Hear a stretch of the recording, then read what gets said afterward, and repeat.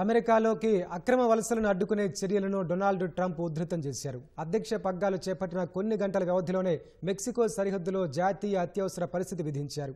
సరిహద్దు మూసివేత పనుల కోసం దాదాపు 10,000 మంది సైనికులను పంపనున్నట్లు తెలుస్తోంది. మరోవైపు అమెరికా నుంచి తిరిగొచ్చే వారి కోసం మెక్సికో ప్రభుత్వం భారీ ఏర్పాట్లు చేస్తోంది.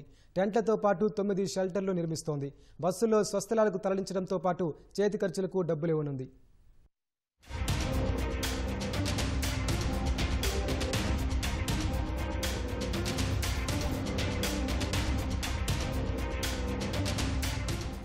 డొనాల్డ్ ట్రంప్ అమెరికా అధ్యక్షునిగా రెండోసారి బాధ్యతలు చేపట్టిన కొన్ని గంటల వ్యవధిలోనే మెక్సికో సరిహద్దులో జాతీయ అత్యవసర పరిస్థితి విధించారు. అమెరికా సార్వభౌమత్వానికి ముప్పు పొంచి ఉన్నందున ఈ నిర్ణయం తీసుకున్నట్లు ప్రకటించారు. ట్రంప్ తన ఎన్నికల ప్రచారంలో వలస అంశాన్ని ప్రధానంగా ప్రస్తావించారు. అక్రమ వలసలను కట్టడి చేసేందుకు సరిహద్దులను పూర్తిగా మూసివేయటమే కాకుండా గస్తీ కట్టుదిట్టం చేయనున్నట్లు ప్రకటించారు. అందులో భాగంగానే మెక్సికో సరిహద్దుకు దాదాపు 10,000 మంది సైనికులను తరలించనున్నట్లు తెలుస్తోంది. ఈ మేరకు కస్టమ్స్ బోర్డర్ ప్రొటెక్షన్ విభాగం ఓ మెమో జారీ చేసినట్లు సమాచారం. అమెరికా నుంచి తిరిగి పంపే అక్రమ వలసదారులను ఉంచేందుకు రక్షణ శాఖ స్థావరాలను ఉపయోగించుకోవాలని మెమోలో పేర్కొన్నట్లు తెలుస్తోంది.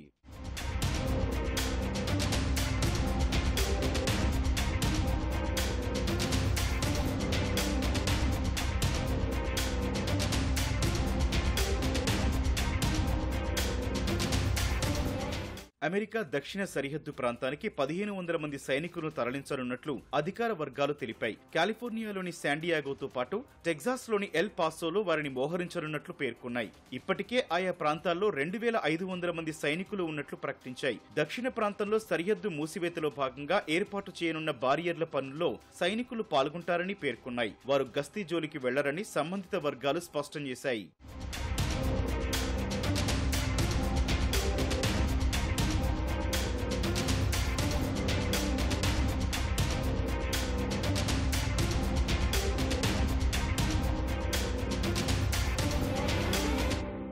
అమెరికా వలసలకు సంబంధించి బైడెన్ సర్కారు విధానాలను ట్రంప్ తీవ్రంగా తప్పుబట్టారు. దక్షిణ ప్రాంతంలో రికార్డు స్థాయికి చేరిన అక్రమ వలసల సమస్యను పరిష్కరించనున్నట్లు శపథం చేశారు. ప్రస్తుతం కొనసాగుతున్న వలసలను దురాక్రమణగా అభివర్ణించారు. బైడెన్ హయాంలో వలసలు రికార్డు స్థాయికి చేరగా ట్రంప్ ఎన్నికల్లో విజయం సాధించడానికి ముందే ఆ సంఖ్య గణనీయంగా తగ్గింది. ట్రంప్ తొలిసారి అధ్యక్షునిగా ఉన్న సమయంలో అక్రమ వలసల సంఖ్య నెలలో కనిష్టంగా 50,000 లోపు ఉండగా గరిష్టంగా 1,50,000గా ఉంది. బైడెన్ హయాంలో ఆ సంఖ్య కనిష్టంగా 1,00,000, గరిష్టంగా 3 లక్షలకు చేరింది. అక్రమంగా సరిహద్దులు దాటిన వారిని, చట్టబద్ధంగా వచ్చిన వారిని అమెరికా అధికారులు రికార్డ్ చేస్తారు. అయితే వారెవరూ కూడా అమెరికాలో శాశ్వతంగా ఉండేందుకు అర్హులు కాదు.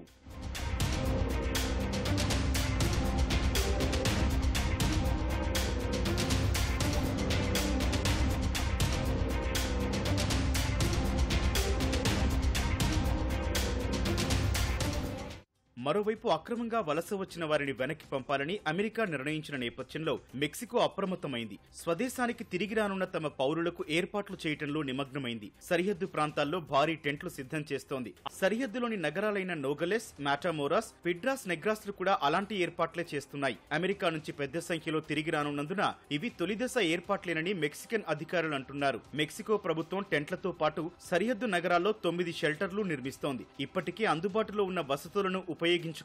అమెరికా నుంచి వచ్చే వారికి 2 నెలల సమయం ఇవ్వనున్నారు. స్వస్థలాలకు వెళ్లటమా, లేక మరో చోటికా, లేక తిరిగి అమెరికా వెళ్లాలా అని ఆలోచించుకోవచ్చని అధికారులు చెప్పారు. తమ పౌరులను స్వస్థలాలకు తరలించేందుకు మెక్సికో ప్రభుత్వం బస్సులు ఏర్పాటు చేయనుంది. చేతి ఖర్చుల కోసం $100 లేదా 2,000 పేసోలు ఇవ్వనుంది. అమెరికా వెళ్లిన వారు స్వచ్ఛందంగా తిరిగి రావాలని మెక్సికో అధ్యక్షురాలు క్లాడియా షీన్బామ్ సూచించారు.